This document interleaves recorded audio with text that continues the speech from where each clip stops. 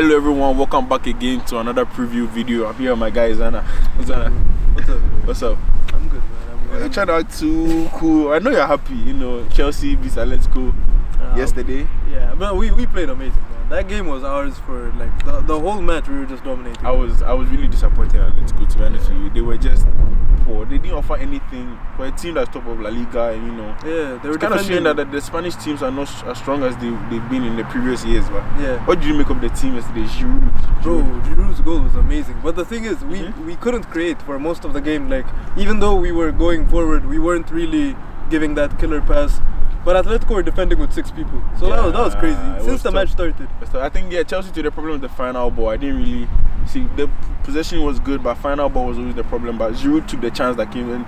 What do you make of Olivier Giroud? What do you make of the strike situation at Chelsea? Who should play through the middle? Giroud, Werner, or Abraham? I just want to know. The thing with Giroud is he's as amazing as I think he is. He's not that lethal striker that you see week in, week out in the top of the goal scoring charts. You know, he has his uses and he's really good for interplay and he's really good as a target man and he scores amazing goals every time. It's crazy. Yeah, it looks like anytime he comes on like as a sub or something, right? Yeah, he always makes the impact, but you don't think it's something he can do week in, week out. He's not like a lethal center forward that we could use to, like, let's say press high or like a good counter attack or something like that. It's mostly, he's still a very, like, he makes amazing impact. But it's all about, like, I don't think he's the type, you know, like the Haalands and the Mbappés and the Lewandowskis. He's not like that. But and the Martials. Nah, man. Don't come at me. Not with that. But anyway, that was a good performance by Chelsea. Key to get that away goal as well. Very, very important. You know. Oh, yeah. It was an away goal, so that counts well. And then I think in another action, we saw Man City beat Mönchengladbach 2-0. I don't know if you watched that game. Bernardo Silva and Gabriel Jesus. Yeah. Yeah. Mönchengladbach could not play out to the back. They were just lost, you know.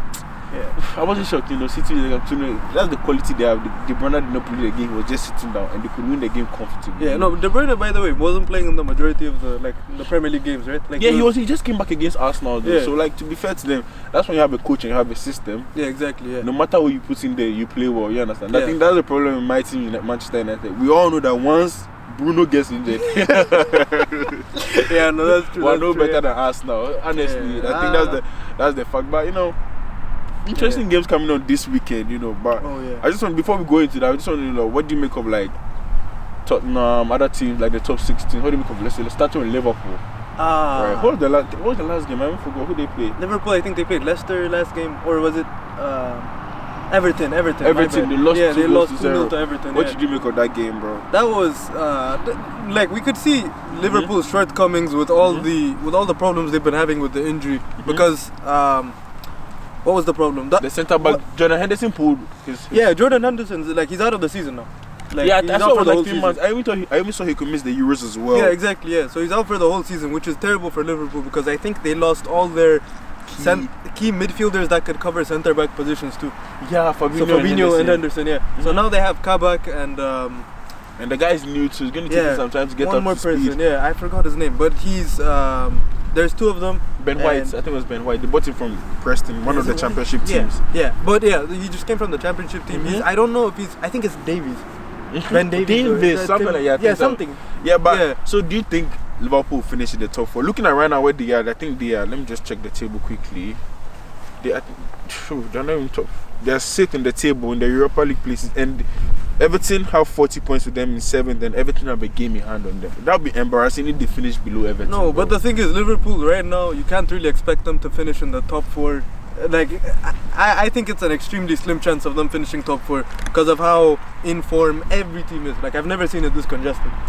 But because think about it, Aston Villa Aston Villa has gone down below. The team right now that's surprising is West Ham. Oh yeah. West Ham are in the top 4, but I mean, I feel like they'll end up 7th or 6th. Yeah. If they get Europa League, that would be great for Moyes. I mean, a team like West Ham in London, but they are the top London team right now. Yeah, exactly. If I'm being honest, they're doing amazing. In other games, we saw Manchester United beat Newcastle 3-1. Did you watch that game? Did you see?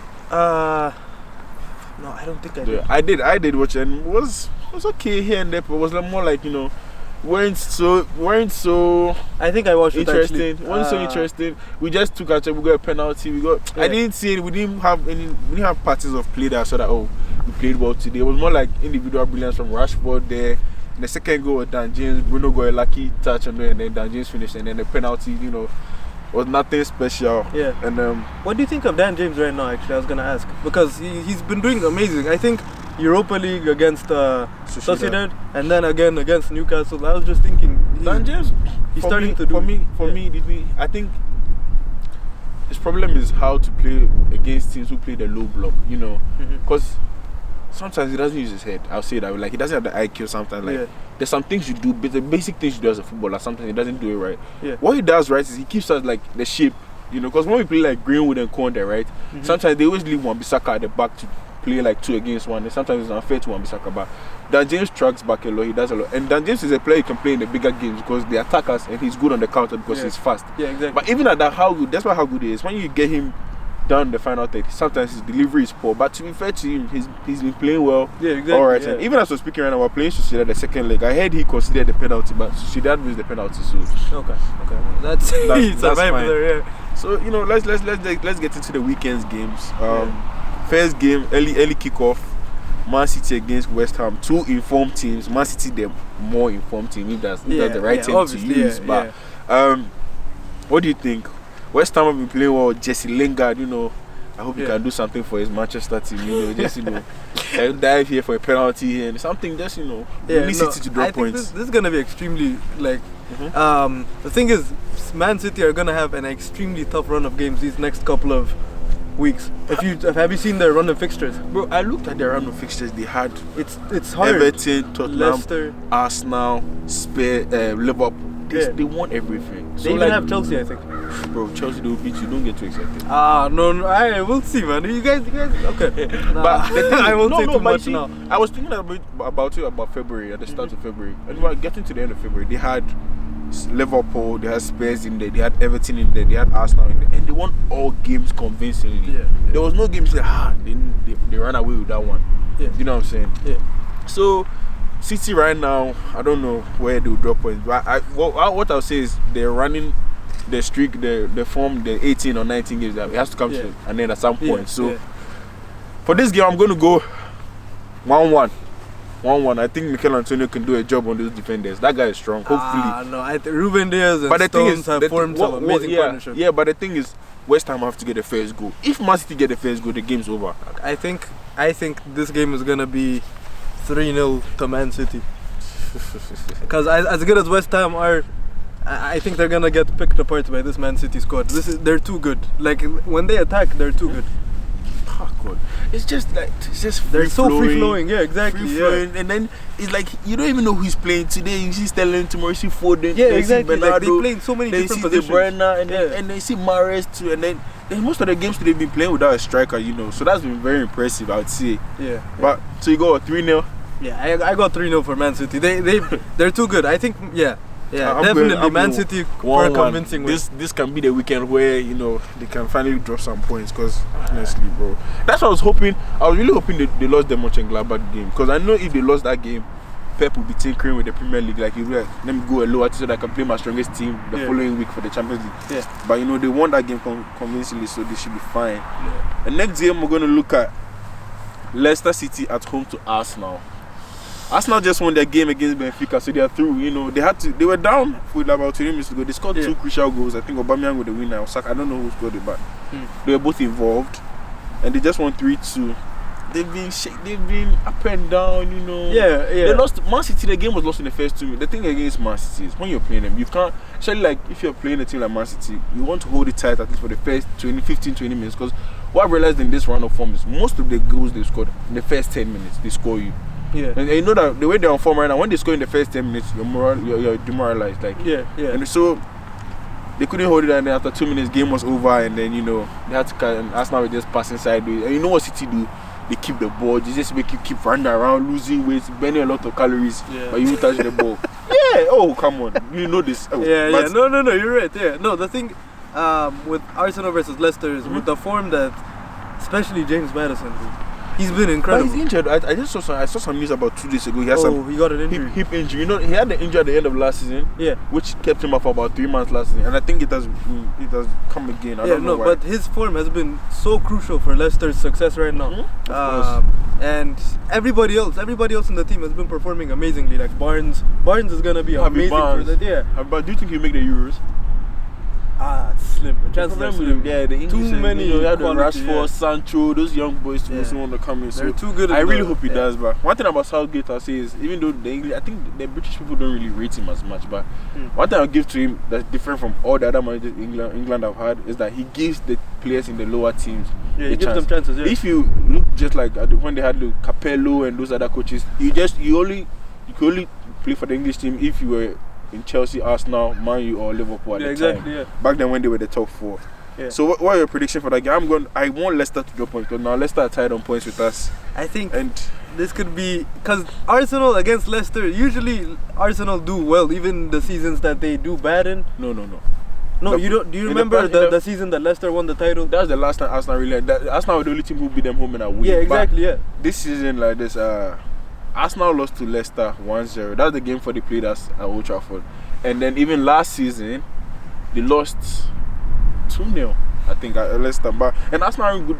I think it's time for Arsenal to get that win against them. You know, 'cause Yeah, it's been a while. they're due a result. Yeah. I also hope they can get a Yeah. result. You know. I think it might be I a hate to- 2-1 type of game. 2-1 type for of game. Arsenal. Yeah. 2-1 to Arsenal. Yeah, it's gonna be a one goal difference. I hate to support Arsenal, but I also I'm gonna go 3-1 Arsenal. Yeah. You know, the goodness. I can't believe I'm supporting Arsenal, but something that helped me. So So you have to when it's another team. Yeah. next game, interesting. Spurs versus Burnley. The boring football derby. That's what this is gonna be atrocious. I don't think I'm gonna watch that match. Honestly, if I'm speaking, I'll sleep. yeah. I don't I'll think I'm probably gonna watch it, but you know, what do you make of Spurs right now? You know, it's just It's so up on and and down. off. Yeah, up and down with Mourinho. I don't know what. I don't know what to expect anymore. Yeah, Yeah. Mourinho too is like, I don't know what do you mean. But Gareth Bale has been playing well recently, you know. Yeah, But and then- even Dele Alli is back. Dele Alli is back in now. the fold Yeah. at least now. You know, first he wasn't in the frame, but now he's in it. What do you think? What do you make of this game? Oof, this is gonna be such a boring game. I think it's gonna be a. So it might be surprisingly Tottenham might win it by more than a 1-goal margin, but I'd say 1-0 for Tottenham. I'm gonna go Tottenham to Burnley. No, I don't even have much to say for that game. Yeah. But no, Tottenham actually 2-1 because Chris Wood and Ashley Barnes do always those two. They're not even good, but they always seem to worry defenses. You know, they play long balls and Yeah, Burnley play aerial long threats, aerial. yeah. And that Davinson Sanchez is just a clown at the back. So, Yeah. and next game we're gonna look at 20th place Sheffield, who beats Manchester United. Oh God. Who plays Sheffield?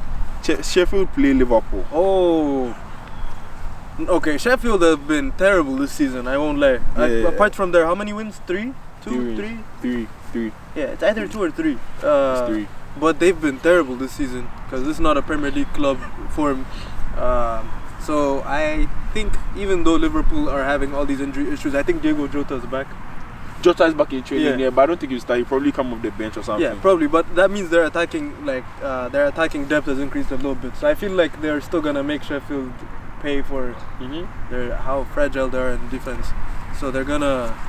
Yeah, I think Liverpool's gonna win this. I'd say 2-0. Sheffield United to Liverpool 1.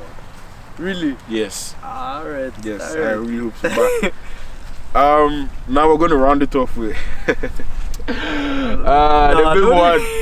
Yeah, this is gonna be tough. I can't. This game, honestly, you know what? This is gonna be a tough game. Chelsea against Manchester United. Chelsea in good form since Thomas Tuchel came through. He hasn't lost a game yet. I think he's drawn about 2. He's won about 5 or 4. I think he's won He every drew match Wolves. but 2. Yeah, He drew Wolves and drew Southampton. 4 wins out of 6. And then Manchester he has no United, losses yet. in the past 2 games, we've been getting results. I don't know how we're playing right now, but No, but because right now they're playing, but I think that was a good performance. But I mean, it's not it's not like that it's good of an nothing. indicator. I can't use I can't use that to indicate what we Yeah. did against Chelsea. But I think the thing is, since Tuchel's come in, our flow until we get to the last 30 yards of the pitch have been amazing. Like we've been doing quick one-touch incisive passes. We use the wing backs now. Hudson-Odoi has a new position. Our squad depth is amazing. If you watched against Atletico. Sorry to cut you. What did you make of the Oscar situation against Southampton when he came on at halftime and had to go up, and then the coach was like, he didn't like his attitude. Do you like what Thomas Tuchel was trying to implement or trying to prove to the players that I'm not here to play, or you think it was too soon to do that? Like, the thing is, I would have said it's too soon if he didn't start him against the Atletico match. But then even after he did what he did, he came to the press, he had a good explanation. And then he still started Hudson-Odoi in probably the most important match of our whole season. Okay. So this is not. He actually handled it well, because after he did all that, so much noise about it. He quickly died. The situation died down real quick. And he still started him. So it's not like he put him out of the squad. He embarrassed him and everything. Yeah. He told him he has potential. He just has to show the best of himself. And he did well against Atletico, and everything turned out alright. All right. So let's get to the predictions, bro. I really want to hear what you have to say for this game. This is a very tough game to predict. But if I had I'd have a say in it, I'd go either. It's gonna be, if it's not 0-0, it's gonna be a high scoring game. So it's probably gonna be. My predictions is Man United 3, Chelsea 1. Let me tell you why though. Because no, I'm being realistic. I'm being realistic. Stop the mind games, please. No, here's the thing. Please. No, man. Hold up. Stop the mind games. Let me give you my explanation. I'm listening. Okay, here's the thing. If our build-up has been amazing. Yeah. Our build-up play has been great. You're playing against Maguire at the back. That guy cannot move. No, that's not the problem. The thing is, we do really well all the way till we get to the last 30 yards. But that's where the coach loses his ability to influence the game. That's when players have to be creative, take on other players, go make really good runs, the pass has to be accurate. Chelsea have been doing amazing up until the last 30 yards, and then after that we have not been creating those incisive passes. You guys are the exact opposite. You guys, all the way from the back to the last 30 yards, you guys are just average. When you get to the end, it's when you guys become lethal, with Bruno Fernandes and Rashford just coming out of nowhere and scoring something. So and the thing is, we're gonna be a high pressuring team. We're gonna play. We're gonna counter press every time you guys have the ball. So it's gonna leave a lot of space in the back, and Rashford is gonna capitalize on that a lot. So I'm scared. And you guys have a lot of incision, and you guys have a lot of quality, because we might start Giroud up front. Please. So I don't know. If Giroud starts, he's giving Maguire problem at the back. He will, but then he's not gonna. That's the thing. He's on and off. As much as I love him, he's on and off. He's not consistent. Yeah, and he's not gonna run in behind as well. And Werner, as good as he is, he's not been the Leipzig finisher. He's just been a workhorse. So it depends on how good of the game it is, and if we get our final passes right, then I'd say Chelsea's gonna win. But more likely than not, we're not gonna get those passes right. So you're predicting Man United to win 3-1? Yeah, if I'm being realistic, I'd say Man United 3-1. I don't think Man United will score 3 goals against a big top 6 class this season, because we've been poor against the top 6 clubs this season. Most of the games have been 0-0 because we played the McFred pivot, and then no creativity. Yeah, it stifles Bruno a lot. Most of the time that makes us defensive, and it stifles Bruno. So you see that like Bruno is not able to show up a lot in the big games. You know what I'm saying? Like then it looks like Bruno doesn't perform in the big games. And now we'll be forced to see the McFred pivot this week because Pogba is out. And we can't play Matic and any of those guys. Matic only plays with Pogba. So how about Van de Beek? What happened to him? I don't know.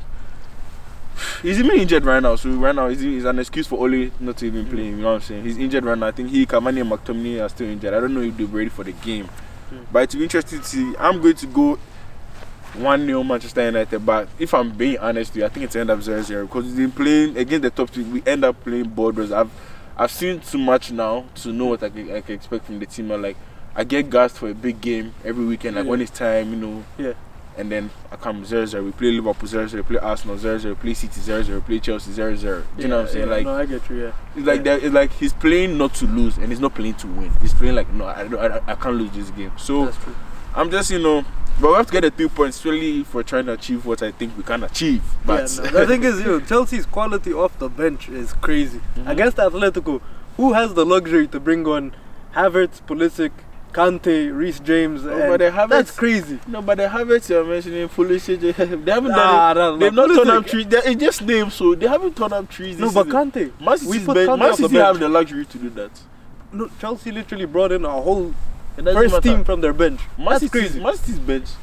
is better than Chelsea. No, I feel like we have like the second best bench in the whole league.